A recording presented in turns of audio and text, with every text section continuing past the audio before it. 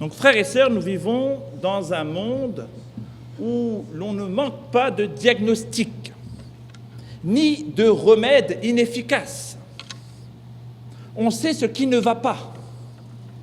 On sait même qui accuser. Mais on ne sait pas guérir un cœur. On peut tout expliquer et pourtant, le mal revient. Ça peut prendre différents noms, différents visages, mais c'est le même poison qui revient. Ésaïe, dans le texte que nous allons lire, en Ésaïe 9, 2 à 5, nous prend par la main et nous réveille. Il nous montre ceci, que le monde est en ruine. Dieu n'envoie pas seulement un avertissement, il envoie un roi. Et ce roi arrive comme un enfant.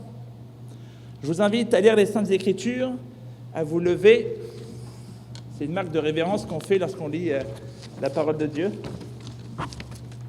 Il nous est dit, « Tu rends la nation nombreuse, tu lui dispenses la joie.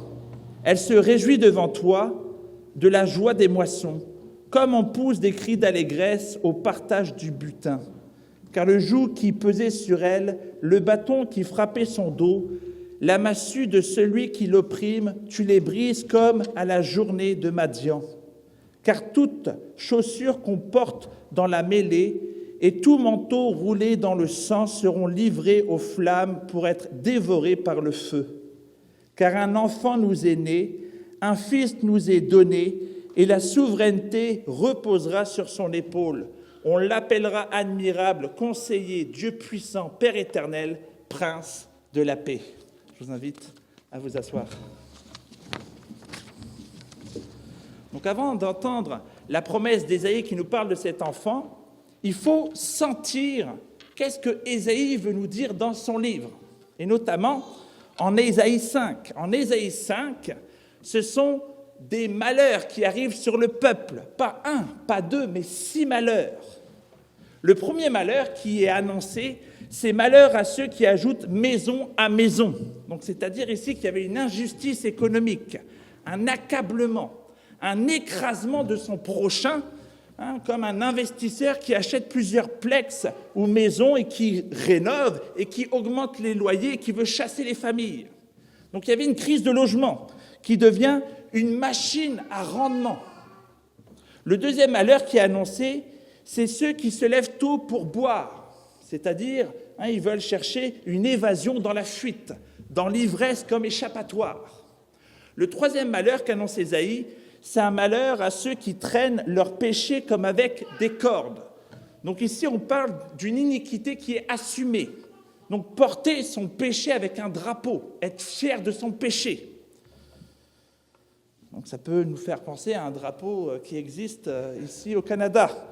Mais le quatrième malheur nous parle également d'un malheur à ceux qui appellent le mal bien et le bien mal. Donc il y a comme une confusion morale au temps d'Ésaïe, une inversion des repères. On pourrait voir ici l'avortement, la pornographie, la volonté de catéchiser nos enfants dans une loi sans Dieu. Le cinquième malheur, c'est à ceux qui sont sages à leurs propres yeux. Donc c'est un orgueil, une autonomie, je me suffis. Et enfin, le sixième malheur décrit par Ésaïe, c'est le malheur aux juges qui tordent la justice. Donc il y a de la corruption, il y a des pots de vin, il y a une innocence piétinée, il y a un favoritisme au niveau des contrats. Donc ce n'est pas simplement là des individus qui sont visés, mais c'est toute la société. La société est sans boussole, cette société est dans le chaos. C'est un peuple qui a perdu Dieu et donc qui perd sa justice. Est-ce que la société d'Ésaïe ressemble-t-elle à la nôtre? Je crois que oui. Alors ensuite, Ésaïe, au chapitre 9, 10, il nous parle de jugement. Il envoie une affliction, il envoie des jugements l'un après l'autre. Il y a comme un refrain qui tombe, plusieurs fois comme une sentence. Et malgré tout cela, sa colère de Dieu ne s'apaise pas, sa main est encore étendue. Donc pourquoi il y a ce refrain qui revient, ce jugement qui tombe sur le peuple de Dieu parce qu'ils ne veulent pas se dégager de leurs péchés, de ces malheurs dont il était en train de décrire. Et le peuple ne revient pas donc. Les coups n'ont pas produit la repentance. La douleur n'a pas produit l'humilité. Il continue. Et c'est là que le tournant arrive à l'intérieur de ces jugements en Ésaïe 9. Donc là, il ne nous donne pas un programme politique, il ne nous dit pas « resserrez-vous », mais il annonce une lumière, une naissance. Un enfant nous est né, un fils nous est donné. Voilà le cœur du message. Et lorsque maintenant vous entendez ce verset, vous comprenez mieux tout ce qui l'entoure. Dieu voit les ruines de la société du temps d'Ésaïe. Il les nomme. Ésaïe n'est pas un poète naïf. Il n'est pas là pour dire « tout va bien, souriez ». Il décrit précisément l'injustice, l'idolâtrie, la corruption morale de son temps. Il met des mots sur ce que nous préférons des fois taire. C'est ça le rôle désagréable du prophète. Et ça nous concerne, parce que nous aussi, parfois, nous aimons appeler le mal un choix. C'est ton choix, ou une identité, ou un détail, ou une liberté. Alors que Dieu dit, c'est du péché. Et ce péché détruit ton pays. Et si vous ne vous repentez pas de vos péchés, il y a des malheurs qui arrivent. La discipline, elle est juste, mais elle ne suffit pas pour transformer un cœur. Dieu discipline pour ramener à lui. Dieu, oui, des fois, il frappe dans nos vies pour nous réveiller, comme un père qui secoue un enfant endormi au bord du feu. Mais le problème est bien plus profond. Le jugement peut arrêter une action précise sur le moment donné, mais il ne change pas le cœur. La peur peut produire un silence, un arrêt, mais elle ne provoque pas un cœur nouveau. Elle peut faire baisser la tête, elle peut nous amener à peut-être dire « oui, effectivement, je n'aurais pas dû faire ça », mais comme nous n'aimons pas forcément Dieu, on ne va pas forcément refaire, prendre garde à cette indication que l'Éternel nous a donnée. Donc c'est pourquoi Ésaïe insiste, malgré les coups, ils ne reviennent pas. Ce n'est pas que Dieu manque de puissance, c'est que le mal est trop enraciné. Et qu'il faut plus qu'un avertissement, il faut une restauration. La solution de Dieu, c'est un roi de justice. Ce n'est pas simplement une punition de plus. Il y a un roi qui est annoncé. Et le détail, il est renversant. Ce roi vient par une naissance. Un enfant nous est né. Donc, frères et sœurs, c'est un fil rouge biblique pour comprendre les textes. À chaque grande crise dans les Saintes Écritures, Dieu relance l'espérance par une promesse et par une descendance. Au Jardin d'Éden, quand tout s'écroule, quand Adam et Ève tombent, Dieu ne dit pas simplement « vous êtes coupables, allez-vous-en ». Il donne une promesse. Il dit « la descendance de la femme écrasera la tête du serpent ». Quand Abraham et Sarah n'ont plus d'avenir, Dieu promet un enfant. Quand Israël a besoin de délivrance, Dieu donne des enfants appelés, des délivreurs, on le voit dans le Juge. Donc ceci nous aide à comprendre notre Dieu. Notre Dieu, il est bon. Et au sommet, Dieu ouvre le sein de Marie, la Vierge et le Fils né. Donc pourquoi toute cette pédagogie ? Pour que nous comprenions que le salut ne monte pas de nous vers Dieu. C'est lui qui descend vers nous. Nous n'accouchons pas notre propre salut, nous le recevons de lui. Et cet enfant d'Ésaïe 9 n'est pas un enfant ordinaire. Ésaïe lui donne des noms qui débordent de l'humain. Conseiller merveilleux, il ne fait pas que régner, il est clair. Dieu puissant, il ne fait pas que représenter Dieu, il est la puissance de Dieu au milieu de nous. Prince de paix. Il ne fait pas que mettre un vernis sur un calme, il établit une vraie paix dans notre âme. Et Ésaïe ajoute, son gouvernement n'aura pas de fin, sa paix n'aura pas de fin, sa justice n'aura pas de fin. Donc là, Dieu n'est pas en train de promettre une bulle, il promet un règne.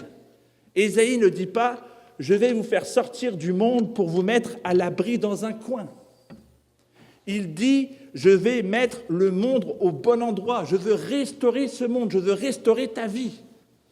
J'ai envoyé peut-être des jugements et ces jugements n'étaient pas suffisants pour changer votre cœur.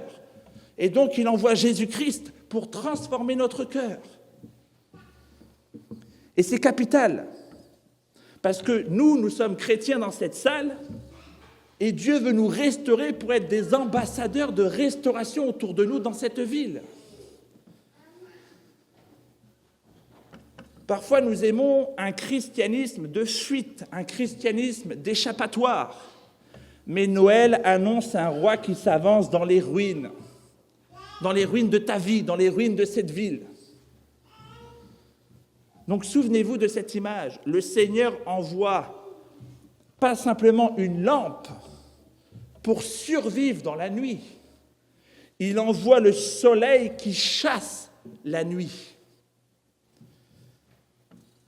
Donc à ce stade, il y a 3 peut-être idées qui peuvent nous venir et le sermon se termine.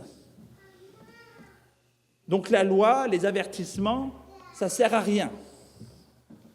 Donc non, ça sert à nommer le mal. Le jugement, l'avertissement, la parole de Dieu sert à dénoncer le péché, à dévoiler l'orgueil, à nous empêcher de nous justifier, à nous dire « Seigneur, sauve-moi ».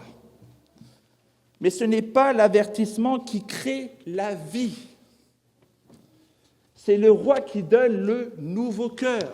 Parfois, on peut dénoncer tous les péchés de vos voisins, de vos amis. Si ce n'est pas l'Esprit Saint qui le convainc de pécher, il ne pourra jamais être transformé. La deuxième question, ça serait, donc, on ne dénonce plus l'injustice. Donc, au contraire, Ésaïe dénonce l'injustice encore plus fort que nous. Mais il refuse l'illusion d'une société qui devient juste simplement par la peur.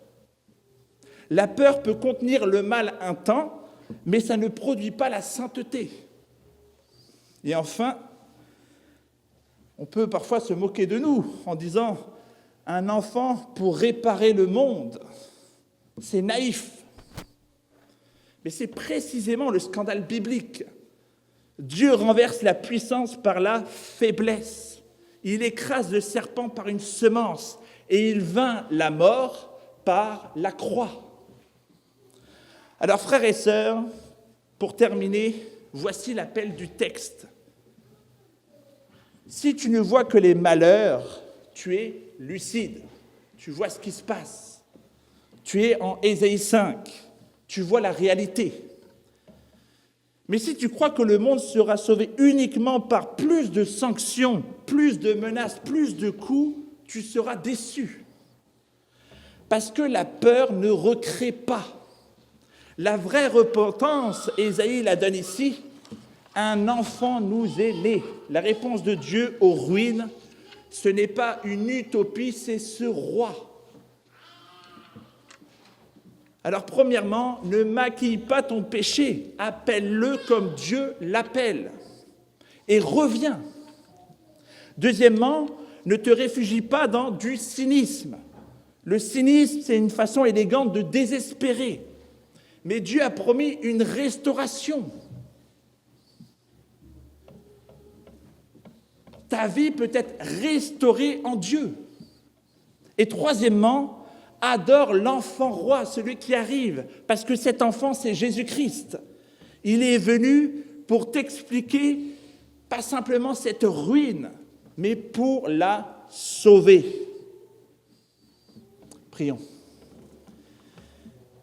Éternel, que nous puissions ne pas diminuer le Dieu qui habite en nous. Le Dieu qui habite en nous, oui, ton esprit indique nos péchés, mais il veut une restauration. Il n'est pas simplement dans l'annonce de la peur, dans l'annonce du jugement. Il veut que tu vives que tu te détournes de ce mal qui te ronge, que tu le confesses, et cette vie qui habite en toi par l'Esprit Saint te renouvelle. Au nom de Jésus-Christ. Amen.